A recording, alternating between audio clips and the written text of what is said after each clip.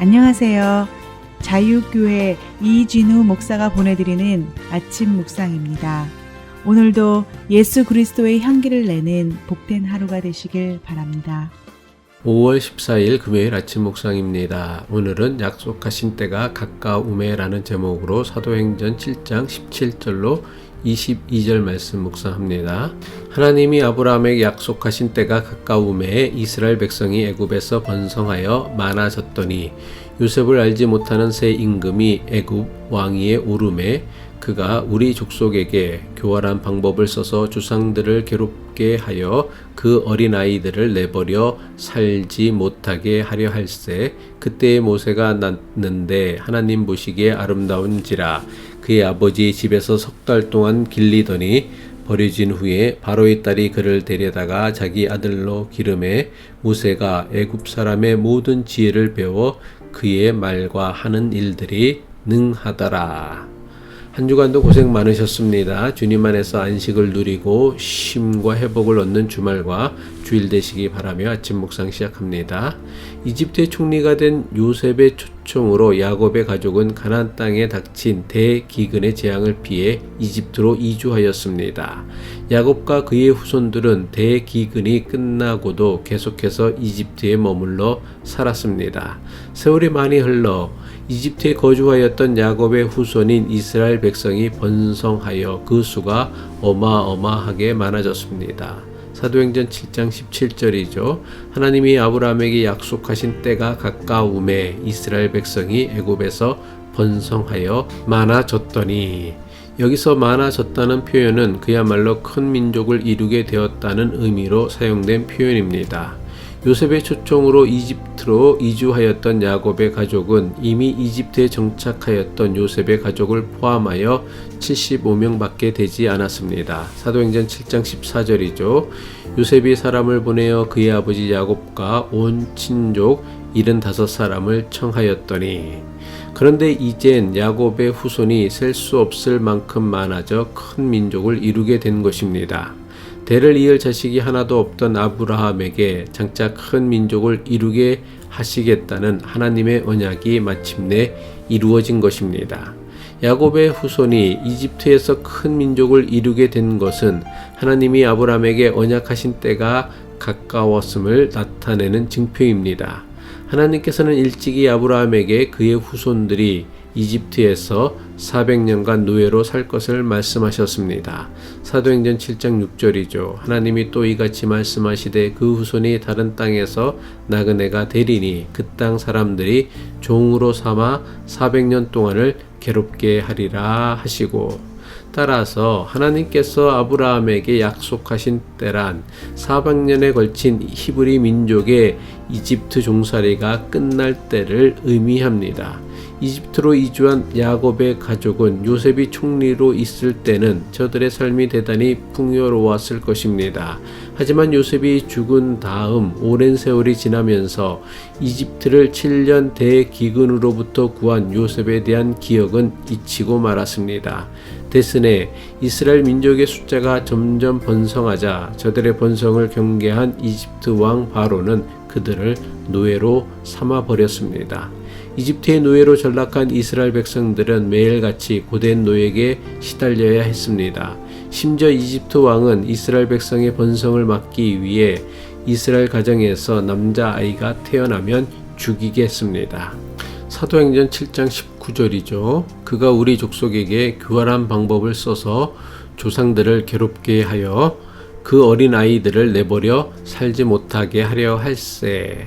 히브리 민족에 대한 이집트의 핍박과 박해는 갈수록 심해졌고, 그럴수록 이스라엘 백성들의 자유와 구원에 관한 열망도 점점 커졌습니다.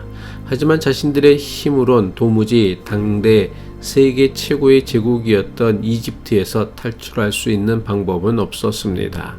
자신들의 힘으로는 이집트에서 탈출하는 것이 불가능하다는 것을 안 이스라엘 백성들은 아무런 희망도 없이 노예로 하루하루 살아가야만 했습니다. 하지만 하나님께서는 저들의 조상 아브라함과 맺은 언약을 결코 잊지 않으셨습니다. 하나님께서는 아브라함과 맺은 언약을 성취하시기 위해 히브리인으로 갓 태어난 모세를 이집트 공주의 손에서 자라도록 섭리하십니다. 하나님께서는 모세를 이집트 왕궁에서 이집트 왕자의 신분으로 40년을 지내게 하십니다. 하지만 그의 나이 40세가 되던 해 이집트 병사를 죽이는 사건이 벌어지고 이 사건을 통해 모세는 자신이 가진 민족 정체성을 깨닫게 됩니다. 하지만 모세는 이스라엘 백성들의 거절로 인해 이집트 왕국을 떠나 미디안 광야에서 양치는 목자로 제2의 인생을 살아야 했습니다. 마침내 하나님께서 아브라함에게 주신 언약을 이루실 때가 되자 미디안 광야에서 무려 40년 동안 양을 치며 살던 모세를 부르십니다. 하나님께서 이스라엘을 이집트에서 구원할 지도자로 모세를 부르셨을 때 그의 나이가 80세가 되던 해였습니다. 80세의 나이에 하나님의 부르심을 받은 모세는 40년 동안 수많은 기사와 표적을 행하며 출애굽한 이스라엘 백성들을 하나님께서 약속하신 가나안 땅으로 인도하는 제3의 인생을 살았습니다. 미디안 광야에서 양을 치는 목자로 살아야 했던 모세가 이스라엘 역사에서 가장 위대한 선지자로 쓰임받는 제3의 인생이 가능할 수 있었던 이유가 무엇입니까? 이집트의 왕자로 지냈던 40년과 미디안 광야에서 양을 치던 목자로 지냈던 40년의 훈련과 연단이 있었기에 가능했던 것입니다. 하나님께서는 모세가 이집트의 왕자로 지냈던 40년의 경험을 이용해 당대 최고의 제국이었던 이집트에서 이스라엘 백성들을 탈출시키게 하셨습니다. 또한 모세가 미디안 광야에서 양을 치는 목자로 지내야 했던 40년의 경험을 통해 광야에서 40년 동안 이스라엘 백성들을 인도하게 하신 것입니다. 히브리 출신의 모세가 이집트의 왕국에서 왕자로 40년을 지내야 할 때는 자신이 왜 이집트의 왕자로 40년을 지내야 하는지를 알지 못했습니다. 40년을 이집트 왕궁에서 왕자로 호의호식하며 살던 모세가 미디안 광야에서 40년 동안 양치는 목자로 살 때는 왜 자신이 이렇게 살아야 하는지를 알지 못했습니다. 하지만 이 모든 것이 수백 년 전 하나님께서 자신의 조상 아브라함과 맺은 언약을 이루기 위함임을 깨닫기에는 아주 오랜 시간이 필요했습니다. 이것은 400여 년 동안 이집트의 노예로 살아야 했던 이스라엘 민족들도 마찬가지였습니다. 이집트의 노예로 살아야 했던 이스라엘 민족은 자신들의 조상이 왜 이집트로 이주하여서는 이집트의 노예로 살아야 하는지를 알지 못했습니다.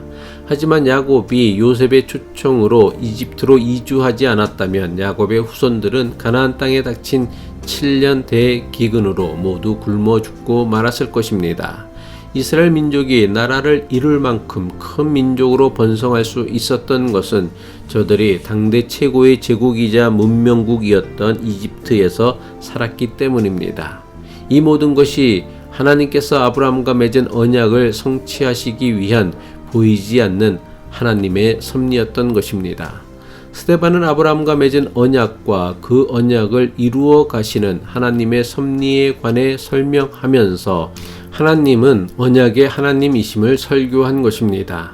스데반은 자기 조상들에게 역사하신 하나님의 이야기를 통해 무소부재하시고 전능하신 하나님을 사람이 만든 건물에만 모셔둘 수 있는 그런 분이 아님을 설교한 것입니다. 스데반의 설교처럼 우리가 믿는 하나님은 시대와 역사와 문화 그리고 종교를 초월하여 하나님의 뜻을 반드시 이루어 가시는 전능하신 하나님, 언약의 하나님이십니다.